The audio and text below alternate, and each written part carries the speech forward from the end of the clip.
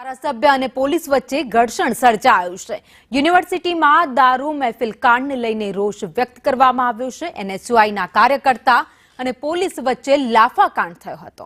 NSUI કાર્યકર્તાએ પોલીસકર્મીને લાફો મારી દીધો। હોસ્ટેલમાં પ્લેયર્સ મહેફિલ કાંડમાં પકડાયા હતા।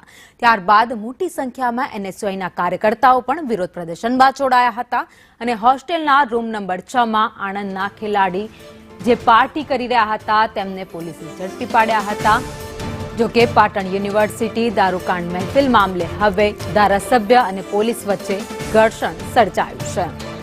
વધુ અપડેટ સાથે સંવાદદાતા ભરત પ્રજાપતિ અમારી સાથે જોડાયા છે। ભરત, જે યુનિવર્સિટીનો મહેફિલ કાંડ સામે આવ્યો ત્યારબાદ ધારાસભ્ય અને પોલીસ વચ્ચે ઘર્ષણ।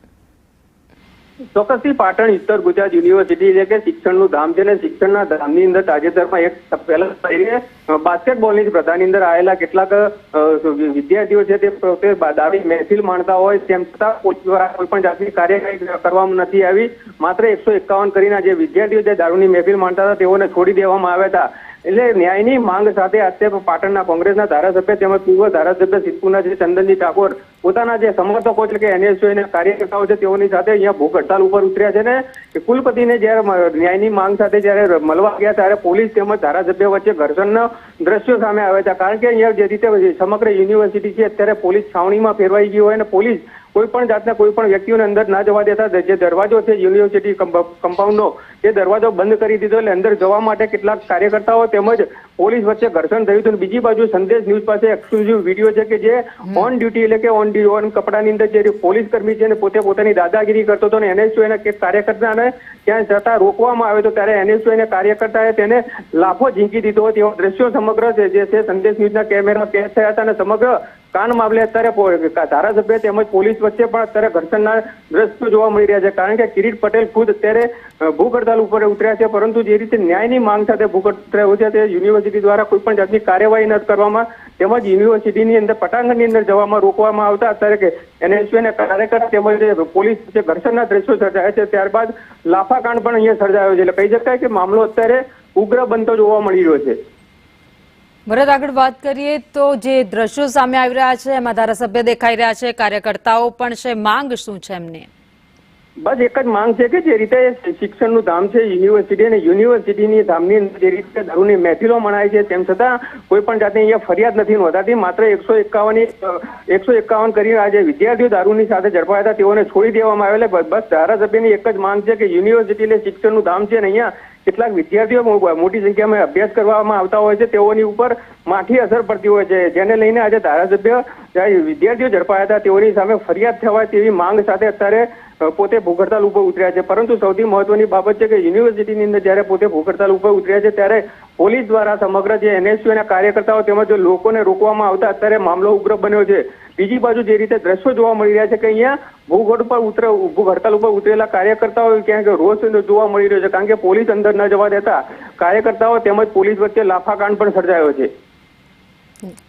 ભરત, તમારી સાથે જોડાયેલા રહેજો, આપની પાસેથી અપડેટ લેતા રહીશું। તો જે યુનિવર્સિટીમાં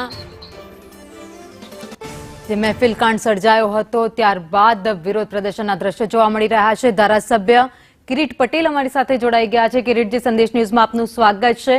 વિરોધના દ્રશ્યો સામે આવી રહ્યા છે, સામસામે ઘર્ષણ થયું છે, શું કહેશો? જો જે રીતે હેમચંદ્રાચાર્ય યુનિવર્સિટીની અંદર ઉત્તર ગુજરાત યુનિવર્સિટીની જે રીતે છેલ્લા ઘણા સમયથી ભ્રષ્ટાચાર ચાલી રહ્યો છે અને રાજ્ય સરકાર દ્વારા પૂર્વ કુલપતિઓ બંને ડોક્ટર આદેશપાલ અને જે વોરા એની સામે તપાસ થઈ છે અને એમની સામે પોલીસ ફરિયાદ કરવાનો સીઆઈડી ક્રાઇમ અને એ વખતના મુખ્ય ચીફ સેક્રેટરી પંકજ કુમારે રિપોર્ટ આપ્યો છે, પરંતુ કુલપતિ રજિસ્ટ્રાર એમની સામે કોઈ કાર્યવાહી કરતા નથી। કોઈ સામાન્ય ફરિયાદ હોય તો રજિસ્ટ્રાર એનએસયુઆઈ કે બીજા વિદ્યાર્થીઓ સામે રજિસ્ટ્રાર ફરિયાદ કરે છે। મારી સામે પણ કુલપતિએ ફરિયાદ નોંધાવી હતી, પરંતુ યુનિવર્સિટીની અંદરથી વારંવાર દારૂ પકડાય, યુનિવર્સિટીની અંદર જે લુખા તત્વો એ બહાર આવે અને થોડા સમય પહેલા યુનિવર્સિટીના હોસ્ટેલની અંદર ખુલ્લેઆમ પાર્ટી કરતા લોકો પકડાયા હોય એ લોકોએ અધિકારીની ખોટી ઓળખ આપી અને એક પ્રોફેસર ઉપર ગાડી ચડાવી દેવાની કોશિશ કરી। કિરીટભાઈ, જી જી પોલીસે નોંધેલું હોવા છતાં માત્ર 151 કરીને જવા દેવામાં આવે અને યુનિવર્સિટીની અંદર બદનામ થયા તો કઈ રીતે ચલાવી લેવામાં આવે? તમે વાત તો કરી રહ્યા છો કે યોગ્ય પગલાં લેવાય, ચલાવી ન લેવાય, પણ તો જે વિડીયો સામે આવ્યો છે યુનિવર્સિટીની અંદર જે સામસામે ઘર્ષણ થયું હતું, બબાલ થઈ હતી, એમાં કંઈક દાદાગીરી કરી રહ્યા એવું લાગે છે વિડીયોમાં. તો બેન જુઓ, કોઈ દાદાગીરી કરી નથી. આટલા બધા વિદ્યાર્થીઓ હોય અને પોલીસે કદાચ વિદ્યાર્થીઓ ઉપર ઘર્ષણ કર્યું હોય તો વિદ્યાર્થીઓ કે આક્રોશમાં આવી ગયા હોય અને અમે પણ આક્રોશમાં આવી ગયા હોય અને અમારે મીડિયાના માધ્યમથી કહેવું છે કે શાંતિથી અમે રજૂઆત કરવા તો પોલીસે શા માટે પાર્ટી બનીને આટલી બધી પોલીસ ખર્ચી દેવામાં આવે? અમે યુનિવર્સિટીમાં તોડફોડ કરવાના હતા, અમે કોઈ કાયદો હાથમાં લેવાનો નહોતા. અને કુલપતિ અને ડીએસપી ને આ લોકો પ્રત્યે એટલો બધો પ્રેમ હોય તો એમના બંગલામાં બેસીને પાર્ટી કરાવે. શા માટે યુનિવર્સિટીને બદનામ કરી રહ્યા છે? પણ તમને લાગે છે કે આ રીતે વિરોધ કરવાથી જ ન્યાય મળી શકે? આ ઘર્ષણ થાય, આ બધું શિક્ષણના ધામમાં વસ્તુ યોગ્ય લાગે છે તમને? ઘર્ષણ કોને કરાવ્યું બેન? ઘર્ષણ કરવાનો વારો ક્યારે આવ્યો? યુનિવર્સિટીએ કોઈ કાર્યવાહી ના કરી, કુલપતિએ કોઈ કાર્યવાહી ના કરી, પોલીસે કોઈ કાર્યવાહી ના કરી, ત્યારે લોકો ન્યાય માટે અને શિક્ષણ બચાવવા માટે આંદોલન કરે, કઈ ઘર્ષણ કહેવાય? અને પોલીસે શા માટે ઘર્ષણ કરવું જોઈએ? પોલીસે શા માટે મહિલા? તો આ બધું કરવાથી તમને લાગે છે ન્યાય મળી જશે, યોગ્ય પગલાં લેવાઈ જશે? ન્યાય નહીં મળે તો આંદોલન કરીશું, ઉગ્ર આંદોલન કરીશું અને લડીશું. તો આગળની લડત માટે શું પ્લાન છે? આગળની લડત માટે જો આ કાર્યવાહી નહીં કરવામાં આવે તો સમગ્ર ઉત્તર ગુજરાતના તાલુકા અને જિલ્લા કક્ષાએ અમે મિટિંગો કરી અને સરકારની સામે ઉગ્ર આંદોલન કરી. કિરીટભાઈ, આપ અમારી સાથે જોડાયા, આપનો આભાર. તો કોંગ્રેસના ધારાસભ્ય કિરીટ પટેલ, જેમનું કહેવું છે કે ન્યાય માટે અમે લડત આપી રહ્યા છીએ. આગામી દિવસમાં જો આ મામલે કોઈ યોગ્ય કાર્યવાહી કરવામાં નહીં આવે તો આંદોલન પણ કરીશું.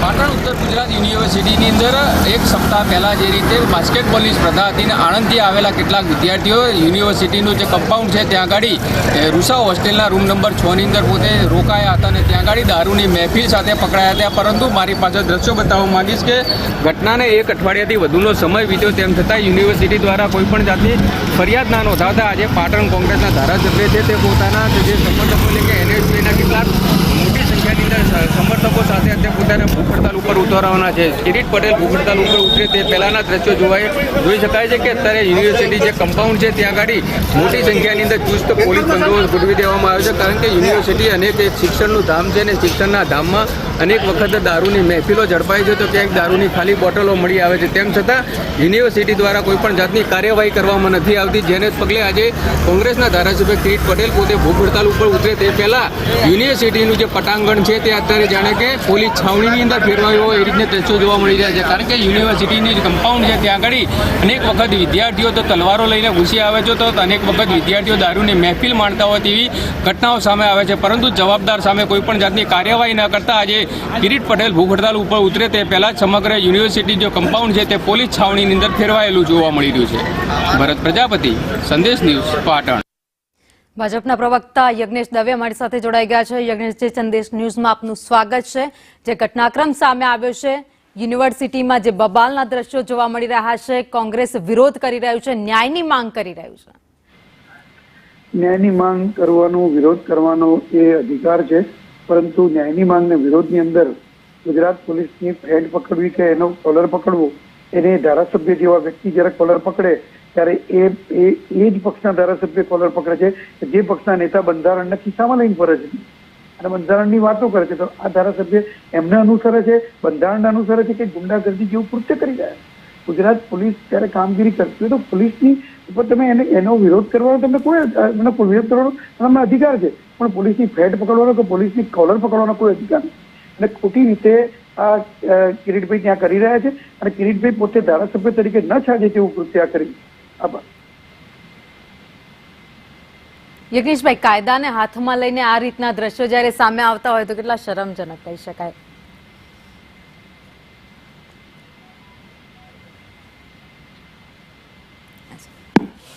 તો યુનિવર્સિટીમાં જે દારૂકાંડ, મહેફિલ કાંડ જે સામે આવ્યો હતો ત્યારબાદ હવે વિરોધ ક્યાંક જોવા મળી રહ્યો છે. પોલીસ અને કોંગ્રેસ અને સીઓઆઈના જે કાર્યકર્તાઓ છે તેમના વચ્ચે ઘર્ષણના દ્રશ્યો, લાફાકાંડ કહી શકાય, બબાલના દ્રશ્યો કહી શકાય તેવી જે વિડીયો છે